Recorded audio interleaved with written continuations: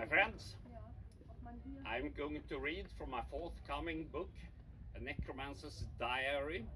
We are at the moment on the highest point of Capri, on Mount Solaro, and here we have a famous statue of Caesar Augustus.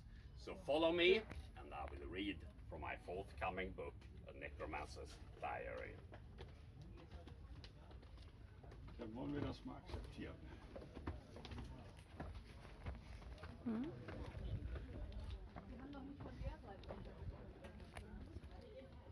And we can see breathtaking views before I read. Down there we see the famous Faraglioni cliffs.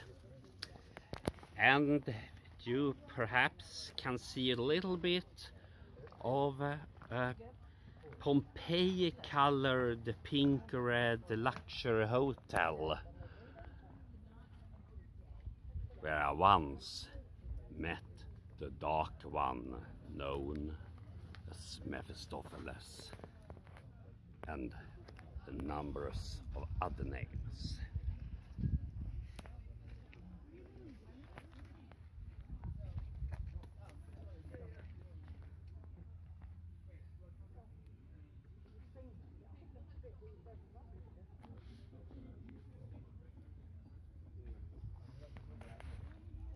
This is chapter 17, Conversation with Lucifer, part 8, Viewpoint on Hotel Punta Tragara.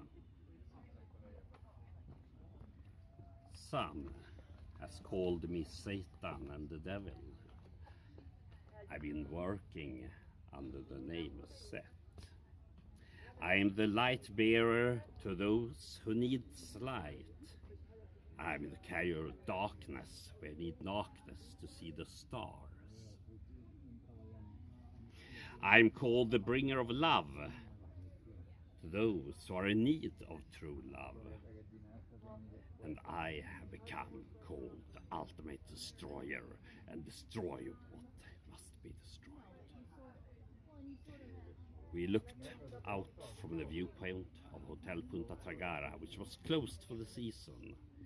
It was just after midnight and the night sky was as clear and the stars were shining upon us. The autumn wind ripped in our clothes and we saw the Faraglioni cliffs rising up in the Tyrrhenian Sea.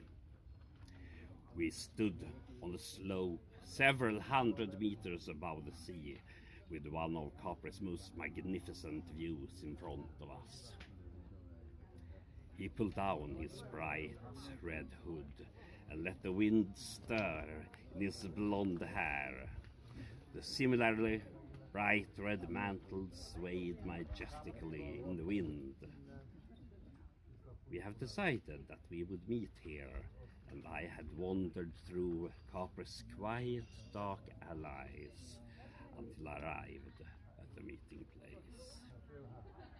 The last bit I felt that he was nearby, and suddenly he appeared out of my wandering shadow and took physical form. He was wearing a red cloak, and I didn't see his face at first. Do you remember when I appeared with horns and cloven hooves when you were 13 years old? He asked. You became so happy. You took your time, I replied. Oh, first I had to speak to a lot of chic little devils, larvae and elementars when I was using my Ouija board and clairaudience shell. He laughed heartily, and although he was as old as creation, there was something playful and childlike in his voice and behavior. He had a charming smile and was the very essence of a beautiful man. His eyes were large, clear green, and looked at me warmly. He was significantly taller than me. I am exactly 2 meters, he said in response to my thoughts of how tall he was. He smiled to me. Also the teeth were perfect. And then he cast a glance over the sea. We have known each other for a long time, he noted. I nodded and leaned against the stone railing at the viewpoint and looked at the closed for season famous Pompeian red-pink hotel designed by none other than Le Corbusier, the foremost architect of his time. Much have happened here through history. We were almost as far away from Villa San Michele as you can be on Capri, and closer to the parts where Emperor Augustus and Emperor Tiberius once lived during the time of Christ's birth, death, and resurrection. Under the mantle he wore a dark green costume, reminiscent of the medieval and Renaissance knight suits, with various shades of gold, white, black, and red. I know who I am, I suddenly said, most as a joke. He wrinkled with laughter and looked at me and started to laugh again. If I had cloven hose on the tail, would you be more convinced? He replied in the response with an allusion to the movie Angel Heart, where the protagonist, Harry Angel, realizes in the end that he actually is another person who sold his soul to the devil. I looked at him a little disturbed, but then started laughing too. Thomas, the doubter. We had known each other for a long time. Do you remember when I told you that? Know that which is before you, and that which is concealed, shall be revealed. For there is nothing hidden that shall not be made revealed. You do. Yes, I remembered. I looked down on the Farallone rocks and watched the huge waves hitting the natural megalithes.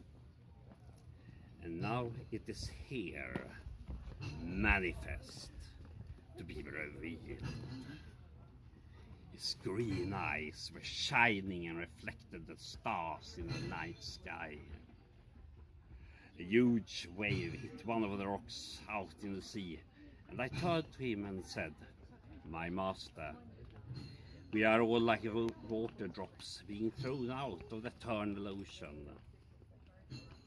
We are conscious for a while, and we have an individual self, and then we fall back into the sea and become one with it again. Will it happen to you too? Are you here for a time, then even you return back to the Mother Dragon? I am the eye of the dragon. But you are not the dragon itself, although you have been called that. We are all the dragon, but we are not the dragon. The dragon has an independent consciousness not even gods, angels, demons can fully understand. It is beyond our ability to understand.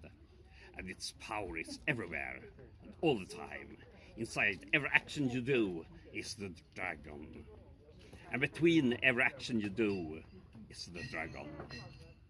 Inside every thought you have is the dragon. And between every thought you have is the dragon. I looked up on the empty hotel, then back on the allies where I walked. You have inspired and ignited an endless list of genies and brilliant minds through the ages. How was Axel Munthe? A very pleasant gentleman with a personal secret he told me in confidence, which I'm not going to reveal.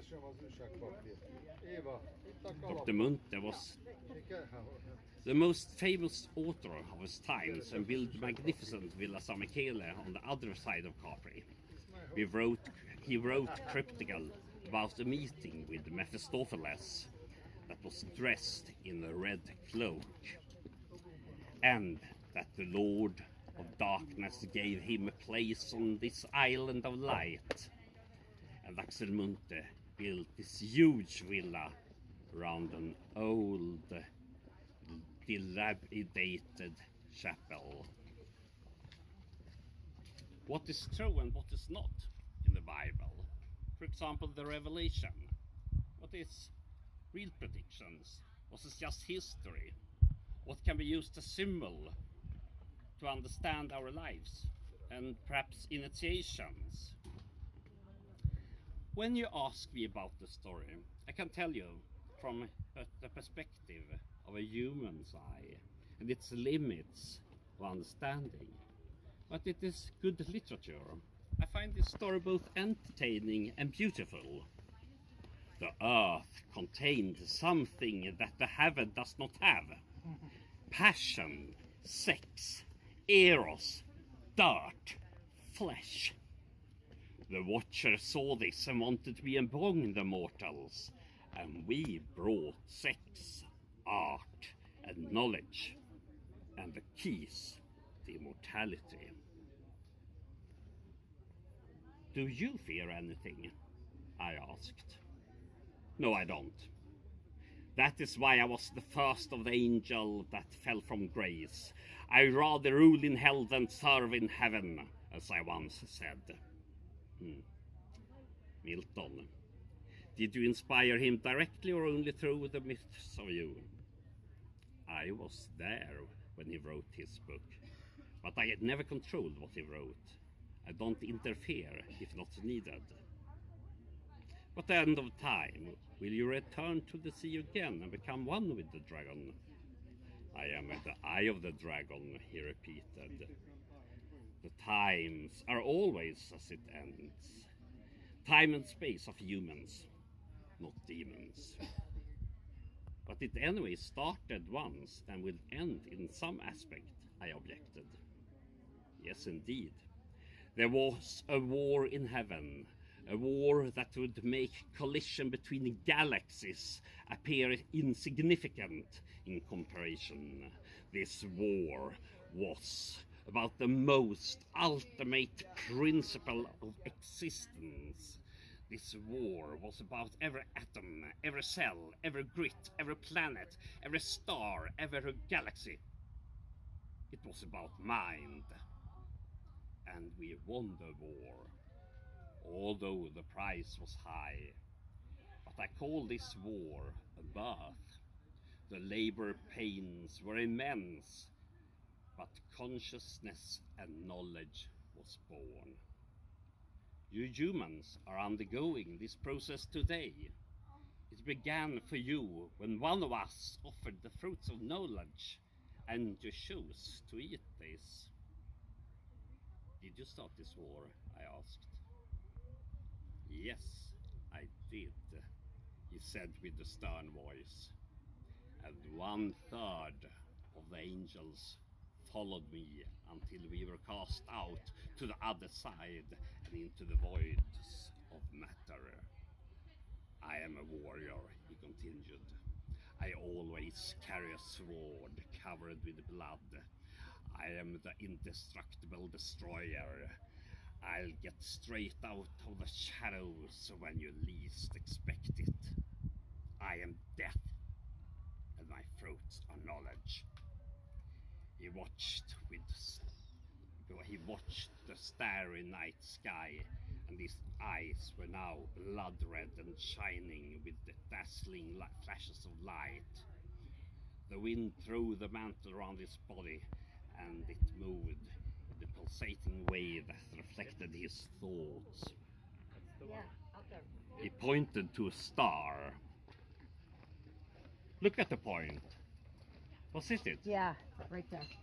What is it? So, What is it? The point at night is the brightest shining star in the night sky. I am the one who bring you into the night and out of it. That's why you humans have called me for the evening star and the morning star. And I'm also known as Lucifer. I only speak to the few chosen.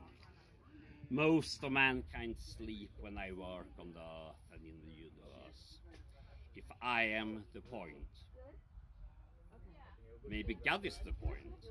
Maybe you are the point. Perhaps there I is am the no point.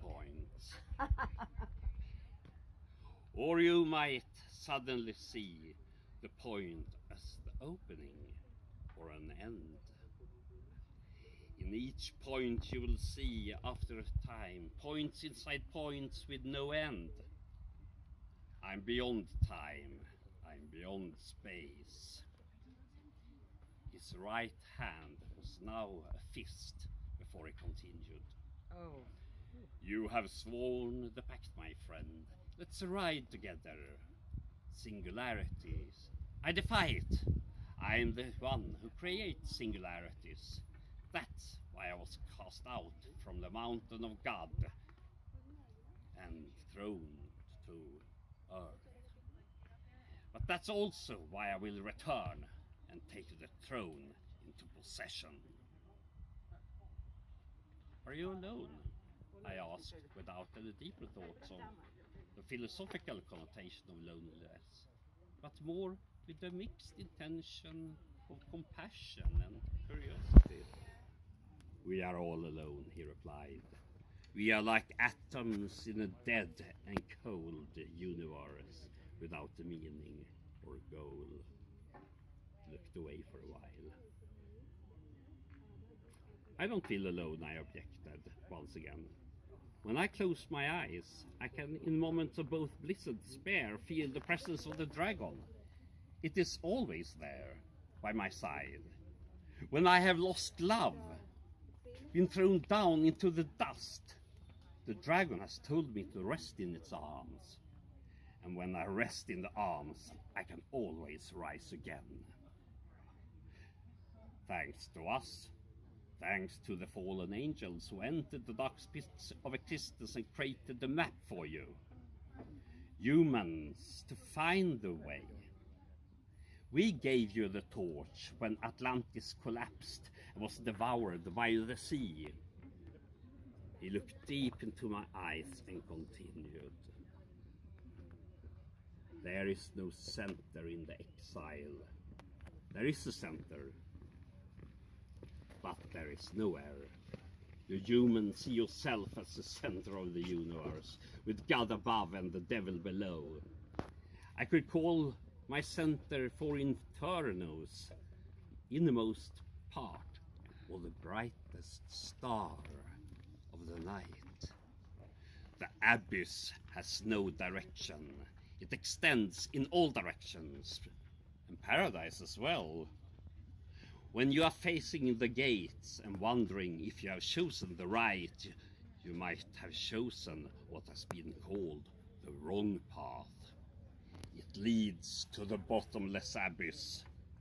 It's called the wrong path for those who want to stay in the center and never grow like a tree or become a god. It is the path beyond the center, out to the extremes. And I am here, waiting for you to guide you with my light. But can you guide yourself out of the abyss? I asked. Perhaps. You know my name. I am the Word that became flesh and lives amongst you. The purpose of my incarnation is to make the word become a full meaning. When you suddenly realize the complicated simplicity of truth. But when I sacrificed myself in the war for knowledge, I was shamed in the deepest parts of the abyss, meant to never return again. I could see a trace of sadness and melancholy in his eyes. Maybe you humans can reward our sacrifice for you with bringing us home when you have found the way. I will, I said without hesitation. I know you will. That is why we have known each other through aeons of time. You don't need to ask who you are or the direction of your map, a path. You have been given the torch and the map, and there is no return for you. The pact is written in blood, and you are the chalice for the dragon's manifestation. Your name is Dejjal. The light from the beacon on Farid on the other side of Capri was cast on the surface of the Tyrrhenian Sea. He put his hands on my shoulders and said, "Be strong. Doubt, even doubt itself. Keep on going, onward through the night." He suddenly disappeared into a shadow. A dog was there, looking at me for a few seconds, and then ran away into the narrow